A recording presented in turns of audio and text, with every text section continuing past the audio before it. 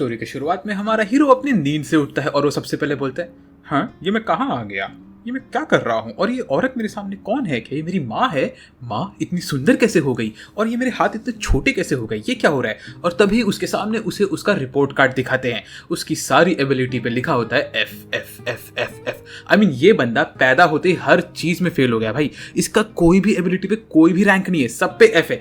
इतना खराब तुम कैसे हो सकते हो भाई। और लेवल 1, आई मीन वो तो देखा जाएगा कि लेवल 1 है क्योंकि अभी अभी पैदा हुआ है। फिर उसके अगले सीन में हमें दिखाते हैं कि यहाँ पे किंग आते हैं और किंग को यहाँ पे देख के हमारी औरत कहती है, योर मैजेस्टी आप यहाँ पे आ गए। तो वो बोलता है, हाँ मैं आ गया हूँ, ओह इस लड़के का चेहरा तो तुम्हारी तरह है, कितना सुंदर लड़का है ये।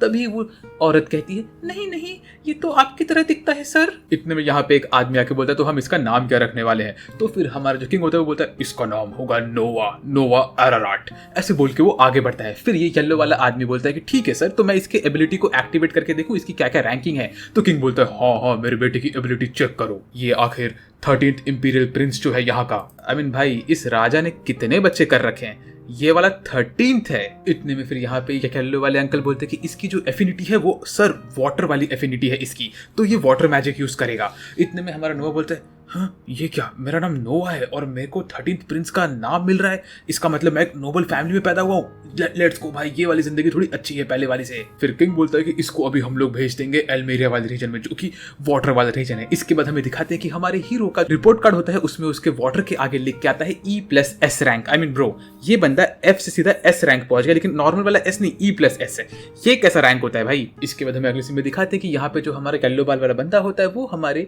हीरो का एबिलिटीज चेक करता है। तो हमें ये दिखाते हैं कि सबके सामने उसकी एबिलिटी डबल SS रैंक की दिखती है सिर्फ वाटर के लिए, बाकी सब में तो F रहता है। और उसी वक्त हम लोग को ये लोग हमारे हीरो का चेहरा भी दिखाते हैं। इस बंदे की दोनों आंखों का कलर अलग होता है, एक में ब्लू होता है तो एक में रेड होता है। तो इससे मुझे क्या लग रहा है कि शायद से इन फ्यूचर इसको फायर मैजिक भी मिलने वाला है क्योंकि इसकी आंख का कलर रेड है। और इसका SS रैंक देख के भाई सबकी यहाँ पे हवा टाइट हो जाती है। सब लोग बोलते हैं, oh my God SS rank, ये रैंक पैदा होते ही कैसे मिल गया इसको, ये तो इम्पॉसिबल है, ये डेफिनेटली भाई किंग का बेटा है। आई मीन ऑफ कोर्स भाई किंग का ही बेटा है ये। वेल फिर इसके बाद हमें अगले सीन में दिखाते हैं कि यहाँ पे हमें दिखाते हैं जो ये एरिया होता है वहां पे सब जगह खुशहाली होती है। ये एरिया में सब लोग अमीर होते हैं, सबके पास पैसे होते हैं, सब लोग मजे कर रहे होते हैं यहाँ पे आराम से। लेकिन तभी हमें ये मालूम पड़ता है कि 6 साल हो चुके हैं और हमारा जो हीरो है नोवा वो अभी अपने खुद के मैंशन में रहता है जहाँ पे उसका देखभाल करती है सारी की सारी मेड्स। आई मीन ब्रो यहाँ पे इतनी सारी मेड्स भरी पड़ी, ये बंदा सो के उठा और 3 मेड इसको कपड़ा पहना रही है। भाई इतना अच्छा नसीब कैसे तेरा भाई। फिर हमें अगले सीन में दिखाते हैं कि इसके कुछ और एबिलिटीज का रैंकिंग चेंज हो चुका होता है, किसी किसी में डबल F आ गया होता है, लाइक FF। आई मीन इतना ज्यादा सादा कैसे फेल हो गया तू भाई। लेकिन ये बंदा अभी भी लेवल 1 पे ही होता है, 6 साल हो गया इसे पैदा होकर, तो भी ये लेवल 1 पे ही है आउट ऑफ इन्फिनिटी। तभी ये हमको बताता है कि सब लोग को इसका रैंक SS दिखता है लेकिन सिर्फ इसको इसका रैंक दिखता है E+S। तभी ये हमको एक और चीज बताता है कि इस स्टोरी के अंदर ऐसा होता है कि जब भी इसको कोई और एबिलिटी मिलती है कि इसको किसी एरिया में भेजे जिस एरिया के अंदर कोई इंपॉर्टेंट चीज हो तो इसका रैंकिंग बढ़ता है। जैसे अभी इसको एल्मेरिया एरिया में भेजा जो कि वाटर से रिलेटेड है, तो इसीलिए इसका रैंक और बढ़ गया और ये SS रैंक पे आ गया इसका वाटर वाला। प्लस जितने लोग इसके टीम में आएंगे, जैसे कि इसके जो मेट्स हो गए वो लोग इसके पास आएंगे, तो इसका बाकी चीजों का रैंकिंग और बढ़ेगा। वेल फिर इसके बाद हमें अगले सीन में दिखाते हैं कि हमारा हीरो कहता है कि अच्छा तो इसका ये मतलब है कि मैं हमेशा अपना लेवल इंक्रीज करता रह सकता हूँ क्योंकि वो तो इन्फिनिटी तक जा रहा है। वेल इसके बाद हमें दिखाते हैं कि भाई ये बंदा इस पूरे के पूरे बिल्डिंग में अकेला रहता है अपनी मेड्स के साथ। इसके पास इतनी सारी मेड्स होती है कि मैं आपको क्या बताऊं भाई, 6 साल का ये बंदा और इसको 10-12 मेड की क्या जरूरत है, जिसमें से 11 नाम की एक मेड होती है जो इसकी प्रॉपर मेड होती है जो 24 घंटा इसके साथ रहेगी। आई मीन ब्रो बंदे के तो मजे ही मजे हैं। फिर यहाँ पे आगे बोलती है, डियर सर आपसे मिलने के लिए 4th प्रिंस और क्राउन प्रिंस आए हैं। मतलब कि हमारे हीरो के बड़े भाई, उसका चौथे नंबर का बड़ा भाई और उसका सबसे बड़ा भाई, वो दोनों इससे मिलने आए होते हैं। तो हमारा हीरो बोलता है, ठीक है मैं आ रहा हूँ उनसे मिलने के लिए, मेरे भाइयों को बोलो कि मैं अभी 2 मिनट में पहुंच जाऊंगा। और वो अपना खाना छोड़ के भाग के जाता है उनसे मिलने के लिए। वेल फिर इसके बाद हमें अगले सीन में दिखाते हैं कि ये अपने भाइयों से मिलता है और इसके बड़े भाई बड़े ही बैड एस दिखते हैं भाई। आई मीन जो क्राउन प्रिंस है वो दिखता है क्राउन प्रिंस की तरह, इतना बैड एस। इसका आर्मर देखो और इसका हेयर स्टाइल देखो भाई, डेफिनेटली एनिमे का मेन कैरेक्टर जैसा है। और इसके 4th भाई का भी सेम नाम है। फिर वो बोलता है, हाँ मेरे छोटे भाई नोवा, तुम्हें देख के मुझे अच्छा लग रहा है, तुम बड़े ही रिस्पेक्टफुल हो, तो तुम डेफिनेटली बड़े होके एक अच्छे चांसलर बनोगे। तो हमारा नोवा बोलते हैं, जी हाँ भैया मैं बड़ा होके अच्छा चांसलर बनूंगा, धन्यवाद। फिर हमारा क्राउन प्रिंस कहता है, मैं तुम्हारे लिए एक प्रेजेंट लाया हूँ, चुप चुप ऐसा वो क्लैप करता है और तभी एक पादरी सा आदमी आता है एक बड़े से कॉफिन को लेके और इनके रूम में ऐसी बदबू सी छा जाती है, लेकिन वो बदबू नहीं, वो ऑरा होती है। ये आदमी इतना पादरी होता है जैसे तैसे अपनी जान बचा के इस कॉफिन को यहाँ लाता है और रखता है। तभी हमारा जो नोवा होता है उसको इसके अंदर से फीलिंग आता है कि इसमें किसी लोगों के खत्म हुए सोल्स अटके हुए हैं, क्योंकि उसमें से आवाज आती है मुझे बचाओ बचाओ, मुझे मेरी जान बचाओ, प्लीज हमारी मदद करो। ऐसे उसको उसमें से आवाज आती है और उसमें से निकलता है एक लेजेंडरी स्वॉर्ड। तो वो देख के हमारा ये क्राउन प्रिंस कहता है, तो नोवा ये स्वॉर्ड कैसा लगा तुम्हें? ये मैं तुम्हारे लिए गिफ्ट लेके आया हूँ, ये भी एक वाटर एफिनिटी वाला स्वॉर्ड है, इसे लो अपने हाथ में उठाओ। तो हमारा नोवा बोलता है हाँ भैया मैं इसे उठाता हूँ। वो अपने मन में कहता है कि भाई ये एक क्राउन प्रिंस की तरफ से गिफ्ट है तो मैं इसे ना नहीं बोल सकता, क्योंकि अगर मैंने इसको ना बोला तो मेरा गला उड़ सकता है। वो जैसे तैसे करके उस स्वॉर्ड को उठाता है। आई मीन ब्रो इसकी हालत देखो, बंदा खुद 3 फीट का और उसको 5 फुट की स्वॉर्ड पकड़ा दिए, तो भाई ये उठाए कितना अजीब दिखता है इस सीन में, बट वो चाहे तैसे करके इसको उठाता है। और ये देख के दोनों के दोनों प्रिंस को शौक लगता है कि इसने स्वॉर्ड उठाया कैसे। तभी क्राउन प्रिंस कहता है अच्छी बात है कि तुमने ये स्वॉर्ड उठा लिया, तो तुम केपेबल हो इस स्वॉर्ड के। ये स्वॉर्ड को आज के पहले जो भी छूने की भी कोशिश किया वो ऑन द स्पॉट मर चुका है, तो तुम एक केपेबल सोल्जर हो, तुम मेरा नाम रोशन करोगे नोवा। वो बोलता है स्वॉर्ड का नाम है लिवाइथन और ये वाटर मैजिक की स्वॉर्ड है और ये हमारे पूरे एम्पायर में सबसे स्ट्रॉन्गेस्ट है। बाय द वे अगर वीडियो में मजा आ रहा है तो चैनल को सब्सक्राइब करो ताकि तुम लोग मेरे कोई वीडियोस मिस ना कर सको। वो बोलता है 120 लोग इस स्वॉर्ड को छूते ही मर चुके हैं, तो इसको उठाना ही बहुत बड़ी बात है नोवा। वो कहता है कि इसका डिब्बा उठाने में लोगों की हवा टाइट हो जाती है, लेकिन तुमने इसे उठाया, तुम तो एसएस रैंक के बंदे हो, बहुत अच्छा काम किया तुमने मेरे छोटे भाई। थप्पी थप्पी थप्पी ऐसे करके वो उसकी पीठ को थपथपाता है। फिर वो लोग चुपचाप यहाँ से निकल जाते हैं। वेल इसके बाद हमें अगले सीन में दिखाते हैं कि रात के टाइम पे हमारा नोवा ऐसे ही अपने कैसल के अंदर घूम रहा होता है कि उसके पीछे उसकी मेड जोई टेंशन में दिख रही होती है। तो वो बोलता है जोई क्या हुआ तुम्हें, तुम इतनी टेंशन में क्यों हो? तो जोई बोलती नहीं नहीं सर कुछ नहीं हुआ। तो वो बोलता है बोलो क्या हुआ? तो वो बोलती है कि असल में सर प्रॉब्लम यह है कि मैं जिस गांव में बड़ी हुई हूँ और जिस गांव में पैदा हुई हूँ उस गांव में बाढ़ आ चुकी है और वहाँ के सबके घर वर सब डिस्ट्रॉय हो गए हैं। तो मैं चाहती थी कि आप मुझे कुछ दिन की छुट्टी दो ताकि मैं मेरे यहाँ से निकल के मेरे घर वालों की मदद कर सकूँ, कुछ उन्हें पैसे कमा के दे सकूँ कुछ ज़्यादा ही, और कोई ना कोई गंदे जगह पे काम करूँ, लोगों को मसाज दूँ, ये सब मैं काम करूँ रेड लाइट डिस्ट्रिक्ट में। तो वो बोलता है नहीं जोई ऐसा नहीं हो सकता, अगर तुम्हारा पूरा एरिया डिस्ट्रॉय हो चुका है तो कोई बात नहीं। वो कहती है कि असल में मेरी मॉम को भी उनके काम से निकाल दे तो हमारा घर इतना चल नहीं पा रहा मेरे अकेले के सैलरी के ऊपर।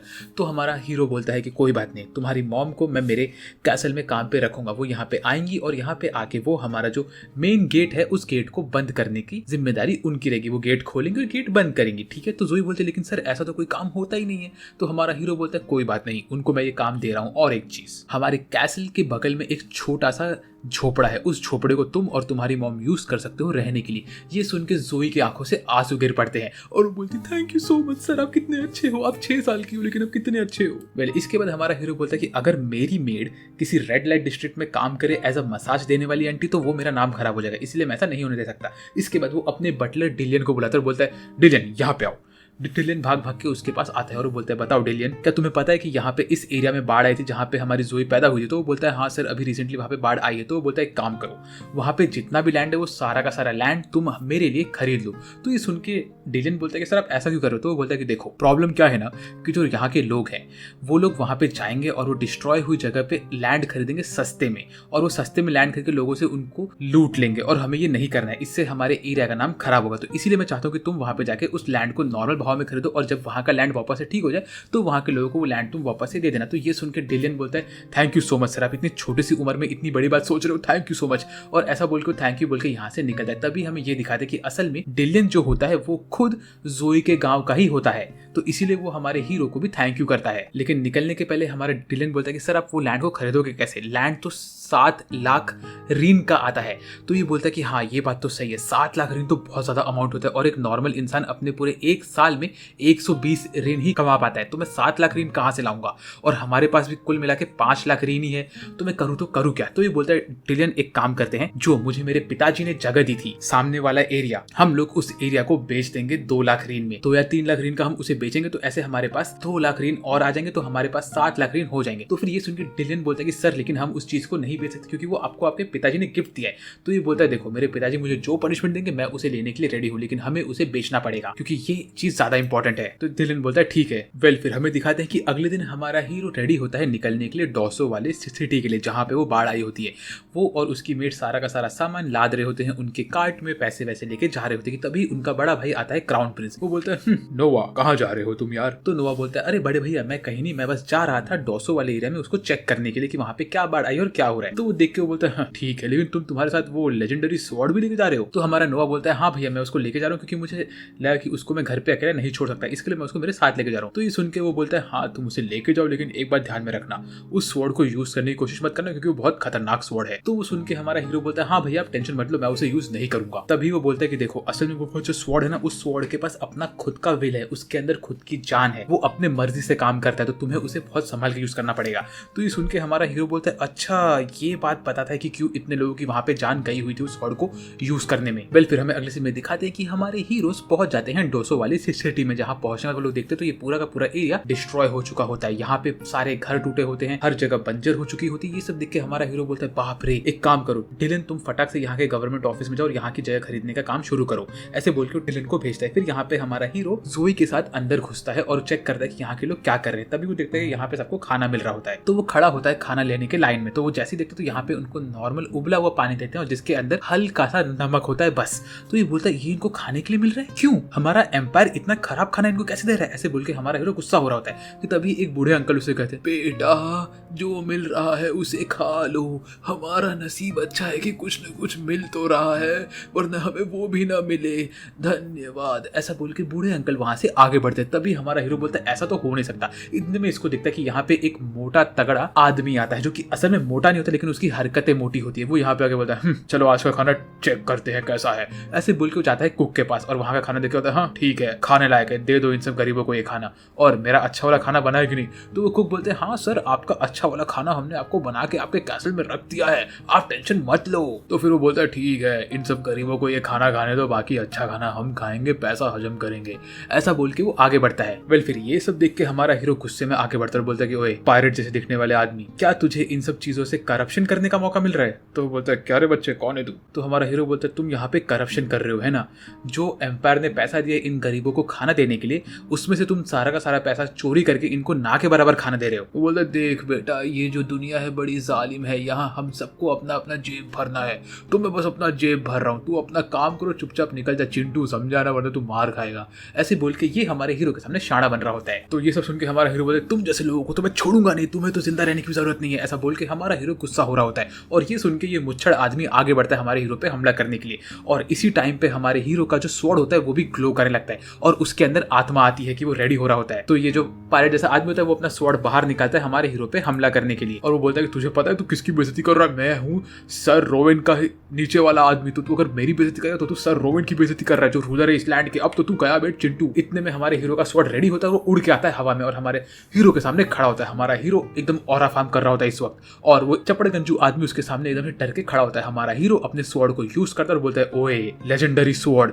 दिखा मुझे अपनी ताकत, ये क्या हो रहा है, तो मेरे ऊपर ही हमला कर रहा है, ऐसा बोल के हमारा हीरो टेंशन में था क्योंकि वो स्वॉर्ड अपना ऑरा हमारे हीरो पे छोड़ रहा होता है। तो वो बोलता है ओके तो तू टेस्ट कर रहा है कि हम दोनों में से ज्यादा स्ट्रॉन्ग कौन है, ठीक है तो अगर तू मुझसे ज्यादा स्ट्रॉन्ग है तू मुझे अपनी ताकत दे और मुझे हेल्प कर स्ट्रॉन्ग बनने में, मैं अपनी स्ट्रेंथ बढ़ा के रहूंगा, ऐसा बोल के हमारा हीरो आगे बढ़ता है और इस स्वॉर्ड को पकड़ता है उसकी आंखों से और बोलता है कि अब तू मुझे दिखा कि तू क्या करेगा अपनी ताकत से, ऐसा बोल के हमारा हीरो स्वॉर्ड को आगे लेके जाता है और एक नेक्स्ट स्लाइस में इस बंदे को काट देता है। बोलता है लेवाइथन अब तुम मेरे हो। ये देख के यहाँ के लोगों को गुस्सा आता है, बोलते कौन है तू चिंटू, तेरे को तो अब हम छोड़ेंगे नहीं। लेकिन इतने में हमारा हीरो यहाँ पे एक और अटैक करता है और यहाँ पे बारिश करता है और वाटर का फॉल लेके आता है, लिटरली यहाँ पे बड़ा सा छेद भी हो जाता है। ये देख के सब लोग टेंशन में आते हैं कि ये हो क्या रहा है। उसके बाद यहाँ पे यहाँ का लॉर्ड आता है, बोलता है ये सब क्या हो रहा है, ये लोग कौन है? तो ये बाकी लोग आके बोलते हैं लॉर्ड गैरिल, ये देखिए इस चिंटू ने हमारे ऊपर हमला किया वगैरह वगैरह। और तभी चिंटू को यहाँ पे देख के वो लॉर्ड बोलते हैं ओ माय गॉड ये तो 13th प्रिंस नोवा है, ऐसा बोल के वो आगे बढ़ते हैं और हमारे हीरो के पैरों पे झुक जाते हैं, बोलते हैं कि I am so sorry sir यहाँ पे ऐसा हो रहा है। तो हमारा हीरो उसको बताता है कि यहाँ पे क्या हो रहा था, इन लोगों ने क्या क्या किया। तो ये सब सुन के इसको बहुत गुस्सा आता है, वो बोलते हैं कि बाकी लोग झुक के बैठो और हमारे 13th प्रिंस को रिस्पेक्ट दो, बाय द वे यहाँ पे जिन लोगों ने गलत गलत काम किया उन लोग को हम निकाल देंगे, आप टेंशन मत लो सर। तो हमारा हीरो बोलता है ठीक है ये एक अच्छी बात है। वेल फिर हमें अगले सीन में दिखाते हैं कि सारा का सारा इन्फॉर्मेशन इसके क्राउन प्रिंस को भी पहुंच जाता है। वो बोलता है हाँ तो चिंटू नोवा ने उस स्वॉर्ड को यूज करना सीख लिया, तो ये मेरे बहुत काम में आ सकता है इन फ्यूचर, चलो कोई बात नहीं। फिर हमें अगले सीन में दिखाते हैं कि हमारा हीरो जाता है अपने फादर से मिलने के लिए, बोलता है कि फादर आप मुझे जो पनिशमेंट दोगे मुझे वो एक्सेप्टेड है। लेकिन उसके फादर बोलते नहीं बेटा, तुमने एक अच्छा काम किया और मैं बहुत खुश हूँ कि तुमने ये काम किया, तो इसीलिए मैं तुम्हें रिस्पेक्ट पे करता हूँ और तुम्हें थैंक यू बोलता हूँ, तुमने मेरे हिस्से का काम कर लिया। फिर इसके बाद यहाँ पे जो इनका एक और आदमी होता है वो चेक करता है हमारे हीरो की एबिलिटी। तो हमारे हीरो की एबिलिटी इस वक्त बढ़ के हो गई होती है E+SS और सबको दिखता है कि वो SSS हो चुका है वाटर में। तो ये देख के लोग और शॉक होते हैं, बोलते तुम्हारी एबिलिटी तो बढ़ते ही जा रही है, लेकिन इसका बाकी सब F पे रहता है। बाद में उसके डैड बोले तुमने बहुत अच्छा काम किया बेटा, मैं तुमसे बहुत ज्यादा खुश हूँ। वेल, अब इसका स्टोरी में क्या होने वाला है वो जानने के लिए आप लोग को चैनल को सब्सक्राइब करना पड़ेगा और वीडियो को लाइक करना पड़ेगा, क्योंकि इसका नेक्स्ट पार्ट में बहुत जल्दी अपलोड करने वाला हूँ। आज के लिए मेरी तरफ से बस इतना ही। मेरा साथ और बात करूँ आपसे अगले वीडियो में, तब तक के लिए बाय बाय।